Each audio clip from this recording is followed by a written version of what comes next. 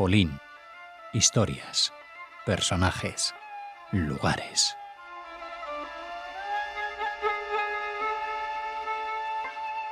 Hola oyentes de Radio Sefarad, es un gusto volver a contar con Elżbieta Bortkiewicz para seguir hablando de los judíos polacos, los judíos de Polín. ¿Qué tal, Elżbieta?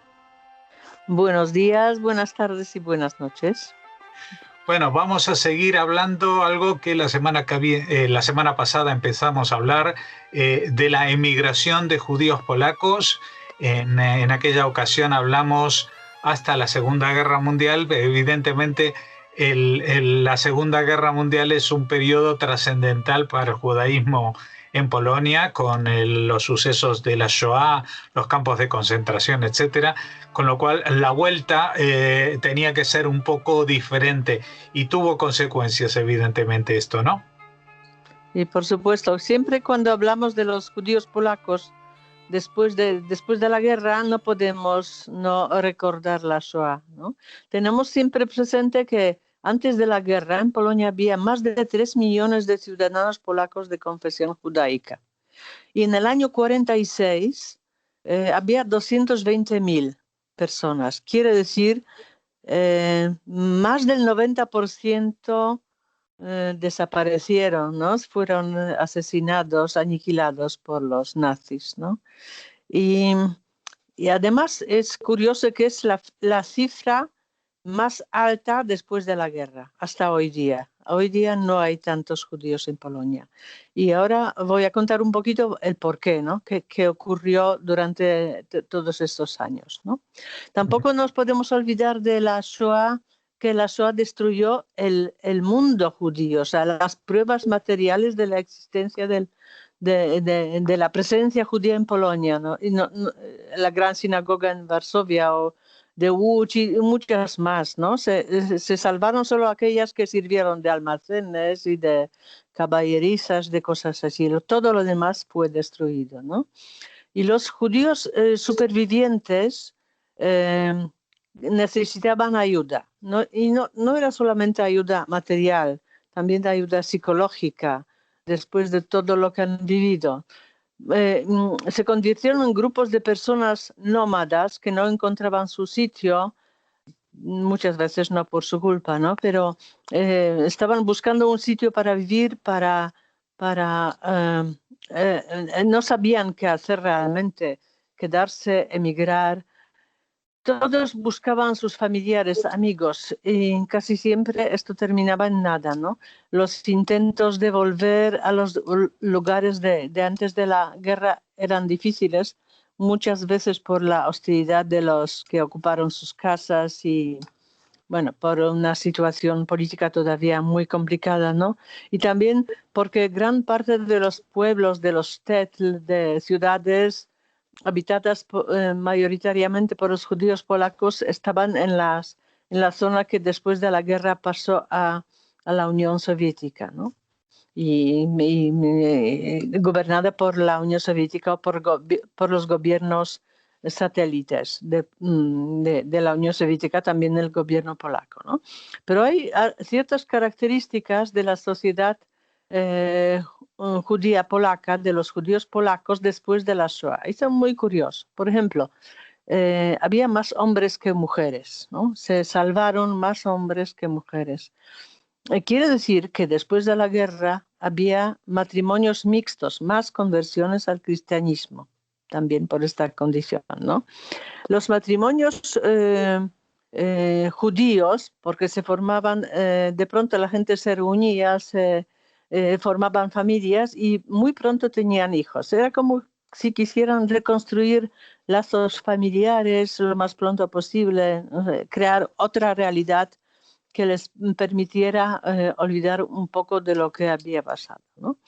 Había muchos que durante la guerra sobrevivieron llevando nombres falsos, nombres polacos, apellidos polacos, y muchos de estos optaron por quedarse con los nombres polacos porque habían perdido el apego al nombre judío y para no sufrir el antisemitismo, las presiones sociales, familiares, etc. La legislación en aquel momento era muy favorable, pero permitía hacerlo sin grandes problemas, ¿no? Pero esto no significaba borrar la identidad judía en absoluto, aunque según se investiga solamente el 10% de los supervivientes judíos polacos rompieron todos sus lazos con la cultura de sus padres de su infancia porque no quedaba nadie de su mundo de antes, ¿no? Y optaron por asimilarse y por ocultar su origen. También ha cambiado la relación con la religión. Primero porque la gente muchos estaban desilusionados. Decían, ¿dónde estaba él? Con mayúscula cuando pasaba todo esto, ¿no? Y también las autoridades prosoviéticas pues estaban bastante por marginalizar a la religión de la vida de la sociedad judía, ¿no?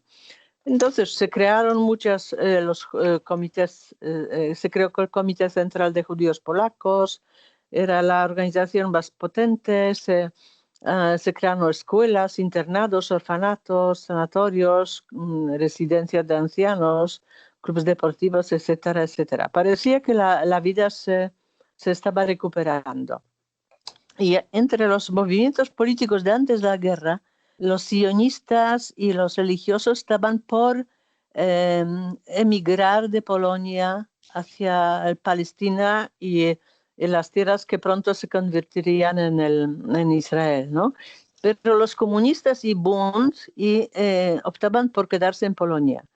Y muchos de ellos se convirtieron en hombres fuertes del nuevo régimen, ¿no?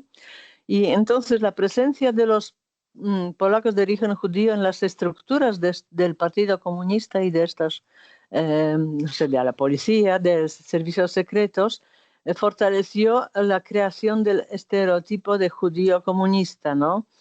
Pero la verdad es esa que había en los años 48 hasta 53, había solamente como máximo 12% de judíos que formaban parte de estas estructuras, ¿no? Y tampoco era tan importante, pero bueno, la mala fama viene de ahí, ¿no?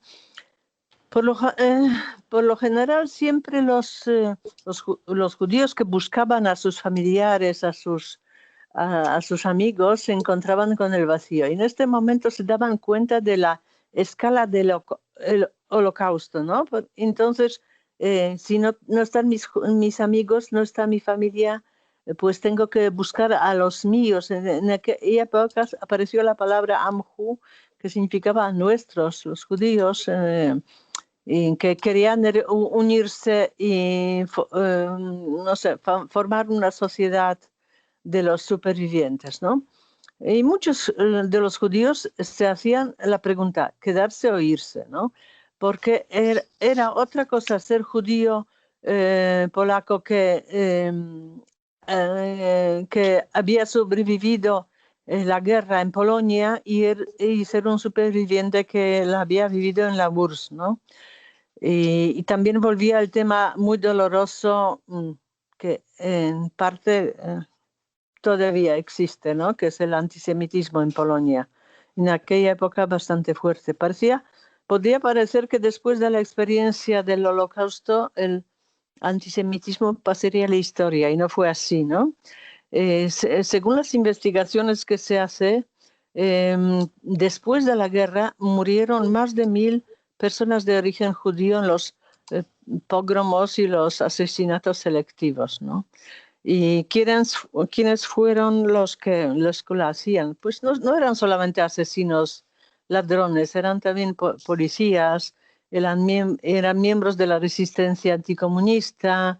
O sea, tampoco la Iglesia colaboraba en condenar estos actos, ¿no? Y el apogeo del antisemitismo en aquellos años fue el pogromo de Kielce en julio del año 1946, cuando asesinaron a más de 40 habitantes de una casa donde residían los judíos y donde tenían una pequeña sede de una asociación, una organización judía, ¿no?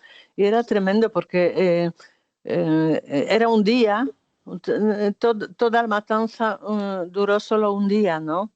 Pero durante este día mataron a mucha gente, incluidas mujeres, niños. Y entonces después del choque del golpe de Kielce, muchos de los judíos que antes pensaban en quedarse en Varsovia decidieron emigrar. 70.000 judíos decidieron emigrar después de lo de Kielce, llevando además consigo la imagen de Polonia como un país antisemita, hostil y asesino, ¿no? Así que en marzo del año 47, en Polonia quedaban 120.000 judíos, 120.000 personas, judíos polacos. Los que se quedaron llegaron a crear un estado de estabilización, tenían sus organizaciones, tenían mucha ayuda de Joint, tenían teatros, etc. Pero el año 48 otra vez cambian las cosas, ¿no? Primero porque después de falsificar los resultados de las elecciones en el año 47, los comunistas toman el poder. Luego, porque se crea el Estado de Israel, que es en mayo del año 1948 nace el Estado de Israel, y entonces para muchos judíos la elección entre Varsovia y Jerusalén toma otra dimensión, ¿no? Es importante porque los judíos en la diáspora recuperan su propio Estado judío, ¿no? Entonces, entre los años 49 y 50 emigraron a Israel 28.000 judíos. Pero en el gobierno en la Unión Soviética estaba Stalin y ya se sabe cuál será la postura de Stalin para con los judíos: purgas, campos de trabajo, asesinatos, antisemitismo y tal. La política del gran hermano para con otros países satélites, pues es evidente que ellos en menor o mayor grado repetían todo lo que decía Moscú, porque estaban obligados a ello, ¿no? Y Stalin murió en el año 53, en marzo, y llegó la época de deshielo. Y los años 53 hasta 56 son los mejores para Polonia y para los judíos polacos. Y también en aquella época volvieron de la Unión Soviética unos 18.000 judíos polacos que antes no se les permitía volver. Y se abrió otra vez la posibilidad de emigrar y 50.000 judíos polacos decidieron emigrar a Israel, incluyendo los 18.000 judíos que volvieron de la Unión Soviética, que casi todos decidieron irse de Polonia, ¿no? Entonces, en el año 61, estamos ya en los años 60, quedaban 37.000 judíos en Polonia. 37 de los 220.000 que había en el año 46, ¿no? Pero el motivo judío en la lucha política, siempre que cuando había judíos y cuando no los había, el motivo judío volvía en la lucha política entre los partidos, ¿no? En el año 67 fue la guerra entre Israel y los países árabes. Los gobiernos satélites de la Unión Soviética rompieron las relaciones diplomáticas con Israel, pero en Polonia la recepción general era de apoyo a Israel, no oficial, pero casi toda la población estaba a favor de Israel. Entonces, el gran jefe del partido en aquel momento, Władysław Gomułka, que por cierto estaba casado con una mujer judía, en un discurso llamó a los judíos la quinta columna, los judíos de Polonia, ¿no? Entonces empezó una oleada de antisemitismo, de purgas en ministerios, en el ejército, expulsaron del del ejército y de los ministerios, de todos los organismos oficiales, a muchos judíos, ¿no? Y el año 68 ya es el colmo, porque hay otra crisis, pero esta vez la crisis es de carácter cultural. Empezó con una protesta de los estudiantes por la suspensión en el Teatro Nacional de Varsovia de la obra Don Tadeo de Adam Mickiewicz, que es el gran poeta polaco. Y entre los nombres de los culpables, entre comillas, aparecen apellidos judíos. Y entonces otra vez vuelve el argumento judío y empiezan las purgas a nivel universitario, cultura, los periodistas, los grandes profesores de la universidad. O sea, 13.000 polacos de origen judío deciden emigrar, o les invitan a emigrar, entre ellos casi 2.000 personas con formación universitaria, increíbles especialistas, científicos, profesores. De este golpe la cultura polaca no se recuperó en muchos años, ¿no? Y llegamos a el año 70, casi en el año 70, todavía en el año 69 emigraron muchos de los judíos polacos y quedaban 20.000 personas. Quedaron 20.000 judíos polacos que se negaron a abandonar Polonia. La mayoría de ellos decidió quedarse en Polonia, ocultar sus raíces, asimilarse, pero luego llegaron los años 70 y la situación cambia. Pero de esto ya vamos a hablar en otro programa porque sería demasiado en uno solo. Pues, muchas gracias. Apasionante el relato que nos has hecho de todo lo que ha sucedido en esta época de posguerra en Polonia con los judíos y el porqué de esa emigración. Muchas gracias, Elżbieta, y hasta el próximo programa, que ya será nuevamente con Raquel. Muchas gracias.